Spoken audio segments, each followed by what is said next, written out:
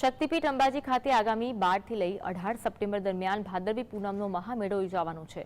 ગુજરાત પવિત્ર યાત્રાધામ વિકાસ બોર્ડ, જિલ્લા વહીવટીતંત્ર અને શ્રી આરાસુર અંબાજી માતા દેવસ્થાન ટ્રસ્ટ દ્વારા પગપાળા યાત્રિકો માટે દર્શન, રહેવા, જમવાની સાથે પાર્કિંગ સહિતની સુવિધા ઉપલબ્ધ કરાવવામાં આવી છે। મેળામાં યાત્રિકોની તમામ પ્રકારની સેવાઓ અને સગવડો સુનિશ્ચિત કરવાના ભાગરૂપે આજરોજ અંબાજી ખાતે આરોગ્ય મંત્રી ઋષિકેશ પટેલની અધ્યક્ષતામાં ભાદરવી પૂનમના સેવા સંઘ ટ્રસ્ટની વાર્ષિક જનરલ સભા યોજાઈ।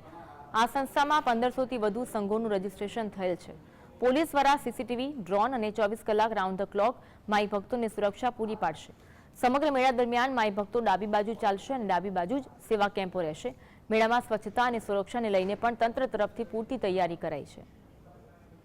જેવું શક્તિધામ હોય, 51 શક્તિપીઠ પૈકીનું એક, લોકોની આશા, શ્રદ્ધા અને આસ્થા હોય એટલે દુનિયાનો સૌથી મોટો મેળો જ્યારે અહીંયા યોજાવા જઈ રહ્યો હોય અને સતત 8-10 દિવસ સુધી આ ચાલતા મેળામાં વહીવટીતંત્ર પણ ખૂબ મોટી કસરત કરી, મોટું કામ કરી, મોટી વ્યવસ્થાઓ ઊભી કરી અને આખી વ્યવસ્થાઓ ઊભી કરતી હોય છે। ત્યારે તમામ પદયાત્રીઓને અને સાથે એક સરસ વ્યવસ્થા સુંદર એ થઈ છે કે દરેક સંઘોના પ્રતિનિધિ અહીંયા આવી અને જે પણ કોઈ વાત થાય એ પ્રમાણે જ્યારે એ પદયાત્રા ચાલુ કરે એટલે એને આમેજ કરી લેતા હોય છે। એના કારણે સુખ શાંતિ અને સરળતાથી આખી પદયાત્રા